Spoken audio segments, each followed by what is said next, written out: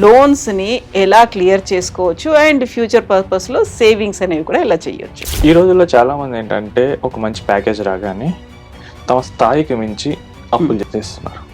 Majority ఏంటంటే ఇల్లు కొనటంలో. So మనకి ప్రాపర్టీ కొనేటప్పుడు చాలా బాగా అనిపిస్తుంది, కానీ దాన్ని తీర్చేటప్పుడు అసలు కథ మొదలవుతుంది. లైక్ ద మూమెంట్ హౌస్ కొనాలి అనుకున్నప్పుడు ప్లాన్ అండ్ కన్సల్ట్ అయితే కనుక వాళ్ళు స్ట్రిక్ట్గా బడ్జెట్ రూల్స్ ఇస్తారు. ఇంత లోపల వెళ్ళండి, ఒకవేళ రివర్స్ అయితే ఏంటి, మనం ఎలా బయటికి రావచ్చు. ఉదాహరణకు నాకు ఒక ₹1,00,000 అంటే 30% లోపలనే ఈఎంఐస్ ఉండేటట్లు మనం ప్లాన్ చేసుకోవాలి. 30% ఎందుకన్నానంటే ఈరోజు నాకు 100 వస్తే 100 నేను ఖర్చు పెట్టాను అనుకోండి, ఈఎంఐస్ కానీ ఇలా లైఫ్ ఎక్స్పెన్స్ కానీ, రేపు అది ప్రాబ్లం అవుతుంది. Prevention is better than cure. As early as possible మీరు ఏదైనా డెసిషన్ తీసుకోండి, ముందే వచ్చి కన్సల్ట్ అవ్వుకోండి. అప్పుడు ప్లానర్ చెప్తారు ఇది ఇట్లా చేయొచ్చు. అలా కాకుండా మీరు డిసైడ్ అయ్యారు, అయిన తర్వాత అంతా ఎగ్జిక్యూట్ చేసుకున్నారు, అప్పుడు వస్తే. ఇప్పటిదాకా మనం iDreamలో ఫైనాన్షియల్ లిటరసీ కోసం వందల సంఖ్యలో వీడియోలు చేశాం కదా. వాటికి సంబంధించి చాలా వరకు మాకు ఒక కస్టమర్స్ కావచ్చు, లేకుంటే క్లయింట్స్ కావచ్చు, టెస్టిమోనియల్స్ రూపంలో వస్తూ ఉంటాయి. అందులో ఒక టెస్టిమోనియల్ గురించి మనం ఇప్పుడు మాట్లాడుకోబోతున్నాం. మనతో పాటుగా ఉన్నారు QPFP సాయిరామ్ గారు. సాయిరామ్ గారు నమస్కారం అండి. నమస్తే మేడం. సో బోల్డ్ అంతమంది సలహాలు సూచనలు కావాలని అంటుంటారు. ఇన్వెస్ట్మెంట్ కోసం మేము ఎలా ఇన్వెస్ట్ చేయాలి, సేవింగ్స్ ఎలా ఉండాలి అనేది. సో ఒక కేస్ స్టడీ అనేది వచ్చింది. అందులో ఒక పర్సన్కి 1 lakh శాలరీ ఉంటుంది, టేక్ హోమ్ శాలరీ 1 lakh ఉంది. 50 lakh హోమ్ లోన్ తీసుకున్నారు ఫర్ 25 years. 7.9% అనేది ఆ 25 years తను హోమ్ లోన్ కోసం కట్టాలి. సో ఇవి కట్టిన తర్వాత ఒక కొత్త కారు కూడా తీసుకున్నారు 10 లక్షలు పెట్టి ఫర్ 6 years. ప్రతి నెల ఈఎంఐ 18,500 అనేది పడుతుంది. అండ్ తనకి పర్సనల్ లోన్ కూడా ఉంది 5 లక్షలకు సంబంధించి. ఆయన న్యూ ఫర్నిచర్, ఇల్లు తీసుకున్నారు కదా, న్యూ ఫర్నిచర్ కోసం తీసుకున్నారు. 10,900 రూపాయలు ఎవ్రీ మంత్ పడుతుంది. అండ్ ఆయన ఈ టోటల్ ఈఎంఐస్ అన్నీ కలుపుకుంటే 67,500 కడుతున్నారు. సో ₹1,00,000 శాలరీ అనేది ఉంది. ఇవన్నీ లోన్స్ని ఎలా క్లియర్ చేసుకోవచ్చు అండ్ ఫ్యూచర్ పర్పస్లో సేవింగ్స్ అనేవి కూడా ఎలా చేయొచ్చు.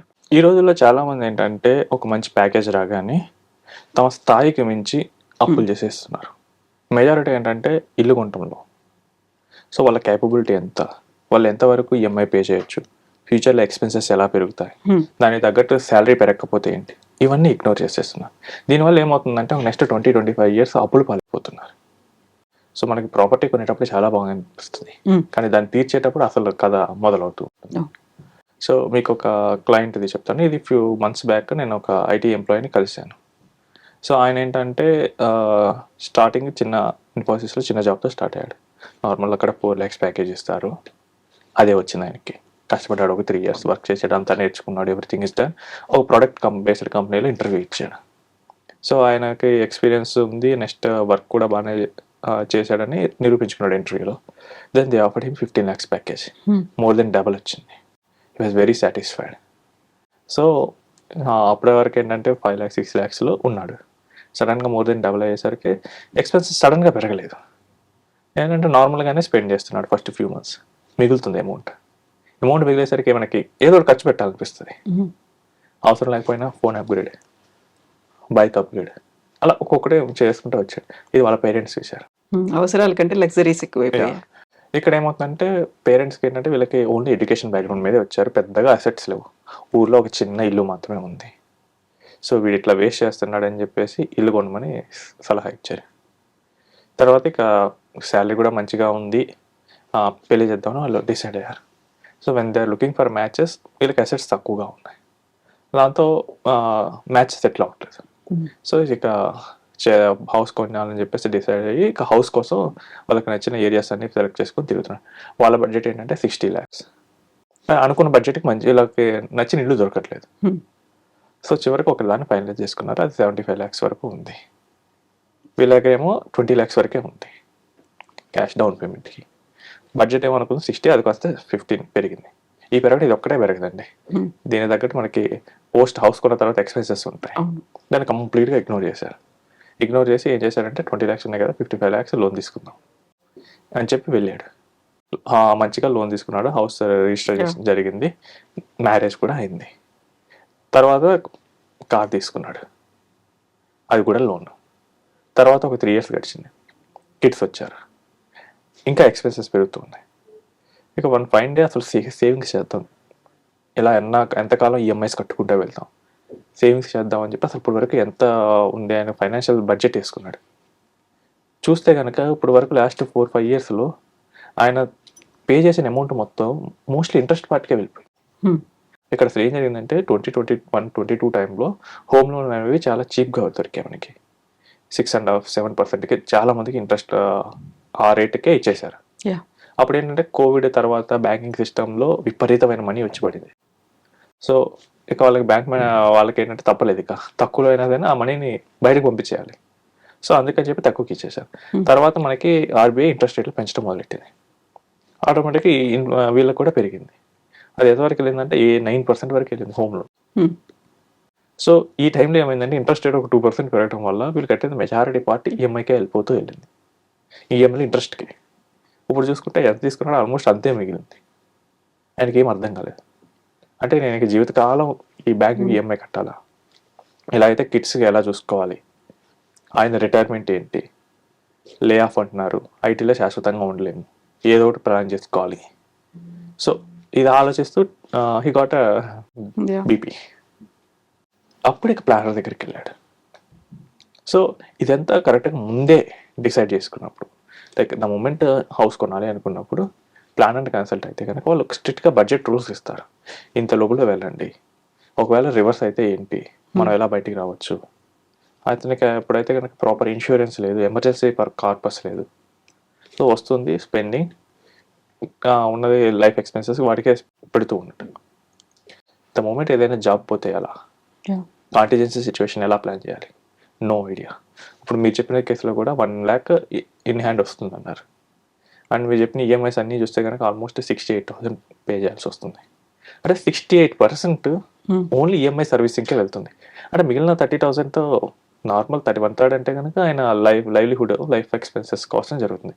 ఇక where is the scope for savings. So 68% అంటే చాలా మెంటల్ బర్డెన్ వస్తుంది. ఇప్పుడు మీరు చెప్పిన కేసుకి ఏంటంటే డెట్ రీకన్సాలిడేషన్ ఉంది, డెట్ రీస్ట్రక్చరింగ్ ఉంటుంది. సో ఇప్పుడు ఏంటంటే అతనికి హోమ్ లోన్ ఉందన్నారు. సో ఈ హోమ్ లోన్ 7.9% ఇస్తుందంట. So despite having this 2 loans 7.9% అంటే కనుక అతనికి మంచి సిబిల్ స్కోర్ ఉన్నట్లే. సో వేరే బ్యాంక్ అమ్మారండి. ఇక్కడ మోస్ట్ ఆఫ్ ది బ్యాంక్స్ ఇప్పుడు కొత్తగా వచ్చే హోమ్ లోన్ 7.1 నుంచి 7.5 మధ్య ఇస్తున్నాయి. 7.5 వచ్చింది అనుకుందాం. ఇక్కడ హోమ్ లోన్ వేరే బ్యాంక్ ట్రాన్స్ఫర్ చేసుకున్నప్పుడు మనం కొంచెం ఎక్కువ అమౌంట్ తీసుకోవచ్చు. So instead of 50 lakhs 65 lakhs తీసుకోమండి. కార్ లోన్ క్లియర్ చేయండి వచ్చిన అమౌంట్తో. నెక్స్ట్ పర్సనల్ లోన్ క్లియర్ చేయండి. సేమ్ 25 years ఈఎంఐ పెట్టుకోండి.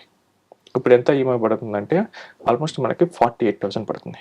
68 to 40 మ్యాసివ్ రిడక్షన్. 20,000 రూపీస్ మనకి సేవింగ్స్లో మిగులుతాయి. ఈ 20,000 రూపీస్తో we can plan for contingency planning. ఒక హెల్త్ ఇన్సూరెన్స్ తీసుకోండి, start savings for your kids, లేదా మీకోసం మీరు సేవింగ్స్ మొదలు పెట్టుకోండి. అండ్ ఎవ్రీ ఇయర్ టాలెంట్ ఉంటే కనుక ఎవ్రీ ఇయర్ కొంచెం శాలరీ అనేది హైక్ వస్తూ ఉంటుంది. ఇలా శాలరీ హైక్ వచ్చినప్పుడు మోస్ట్ ఇంపార్టెంట్ థింగ్ ఏం చేయాలంటే కొంత పార్ట్ ఈఎంఐ క్లియర్ చేయడానికి వాడుకోండి. 48,000 మీకు ఒక 10,000 రూపీస్ శాలరీ పెరిగింది, నెక్స్ట్ ఇయర్ ఒక 2,000 రూపీస్ అయినా పెట్టేసి ఎక్స్ట్రా పేమెంట్ చేయండి. ఒక 2,000 రూపీస్ అయినా కానీ అట్లీస్ట్ మన ఇన్వెస్ట్మెంట్స్ టాప్అప్ చేయడానికి వాడండి. ఇలా ప్లాన్ చేస్తూ వెళ్తే కనుక వితిన్ 10 to 15 yearsలోనే మన హోమ్ లోన్ క్లియర్ అయిపోతుంది. ఓకే. అండ్ మనకి కూడా ఒక క్లారిటీ ఉంటుంది. ఒకప్పుడు ఏంటంటే 68% దట్స్ వెరీ బ్యాడ్ సైన్. ఇప్పుడు అట్లీస్ట్ నేను 20% సేవింగ్స్ వాటికి పెట్టగలుగుతున్నాను. జనరల్గా 20% సేవింగ్స్ పెడుతుంటే అది కొంచెం మంచి సైన్ అండి. The ideal is 30%. Okay. But at least బేసిక్గా స్టార్టింగ్ ఒక 20% నేను సేవ్ చేసుకోగలుగుతున్నా. వితిన్ ఇయర్స్లో మనం పికప్ అవ్వగలం. అండ్ మోర్ ఓవర్ మనకి క్లారిటీ ఉంటుంది. శాలరీ పెరిగే కొద్దీ మనం ప్రాపర్గా డెట్ మేనేజ్మెంట్ అనేది చేసుకోగలం. అలా కాకుండా 3 లోన్స్ ఉన్నాయి, 68% సేవింగ్స్కి ఈఎంఐకి వెళ్తుంది, సిచ్యువేషన్ ఏదైనా లే ఆఫ్ అయింది, అవును, అప్పటికప్పుడు ఏం చేస్తారు? ఇది చాలా కష్టం అవుతుంది. 68,000 తేటానికి 48,000 తేటానికి రిఫరెన్స్ ఉంది. అండ్ మనం ఈ లోపల ఏంటంటే 48,000 కాబట్టి ఆ మిగిలిన అమౌంట్ కొంచెం సేవింగ్స్లో పెడతాం.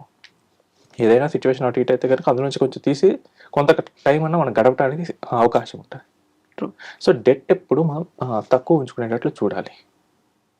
అంటే మన శాలరీలో ఈ డెట్ పార్ట్, ఉదాహరణకు నాకు ఒక 1,00,000 రూపాయలు అంటే 30% లోపలనే ఈఎంఐస్ ఉండేటట్లు మనం ప్లాన్ చేసుకోవాలి.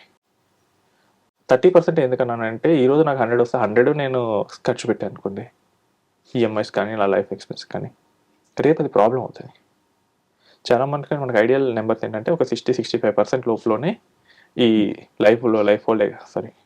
ఈ livelihood expenses, house hold expenses and EMIs అనేది 60-65% ఉండేటట్లు చూసుకోవాలి. అప్పుడైతే ఎందుకంటే ఆ నెంబర్ ఎందుకు పెట్టారంటే ఏదైనా సిచ్యువేషన్ రివర్స్ అయింది, ఏదైనా ఎమర్జెన్సీ వచ్చింది, మనం 100 స్పెండ్ చేస్తే కనుక 100 తీసుకురావడానికి కష్టం అవుతుంది. ఇప్పుడైతే ఒకసారి 2 సార్లు ఇస్తారు, తర్వాత ఏ జాబ్ లేదు, ఇతనికి ఇచ్చినా రావు, ఎప్పుడు వస్తాయో తెలియదు, ఈ క్వశ్చన్స్ ఎక్కువ అవుతూ ఉంటాయి. ట్రూ. సో అందుకనే మనం చాలా జాగ్రత్తగా ప్లాన్ చేసుకోవాలి. ఒకవేళ డెట్ టూ మచ్ అనిపిస్తే కనుక ఇమీడియట్లీ కన్సల్ట్ అవ్వండి. Can consult and investment adviser. Situation బెటర్గా ఉంటే దే విల్ సజెస్ట్. కొంతమంది వస్తారు మేడం ఇది చెప్పలేదు, వాళ్ళు నిండా మునిగిపోయిన తర్వాత వస్తారు.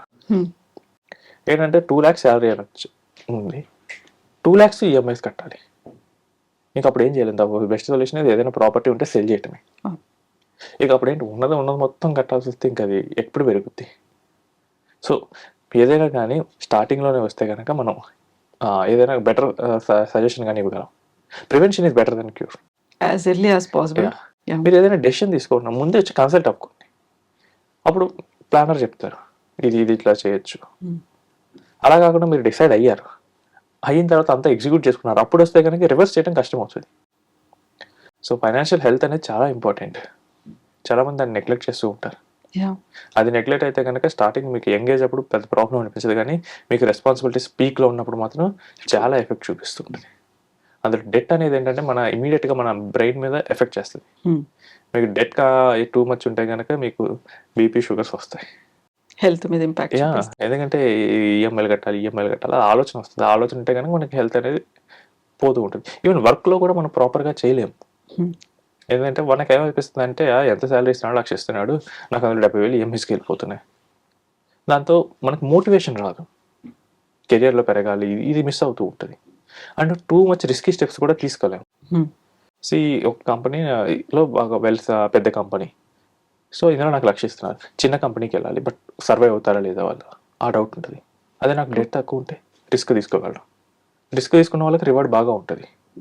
సో ఇలాంటివి చేయాలన్నా కానీ మనం ఈఎంఐ పార్ట్ అనేది తక్కువలో ఉండేటట్లు ప్లాన్ చేసుకోవాలి. మనకి డెట్ లాంగ్ టర్మ్ ఉన్న పర్లేదు, ఈఎంఐ పార్ట్ అనేది తక్కువలో ఉండేటట్లు పెట్టుకుంటే కనుక మనం ఇలాంటి మంచి కెరియర్లో ముందుకు వెళ్ళడానికి కూడా మనం రిస్క్ తీసుకోగలం.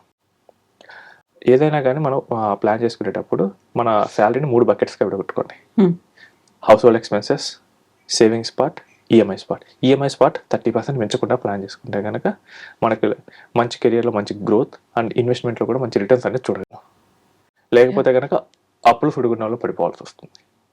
Right madam. ఎస్ అండి, థ్యాంక్ యూ.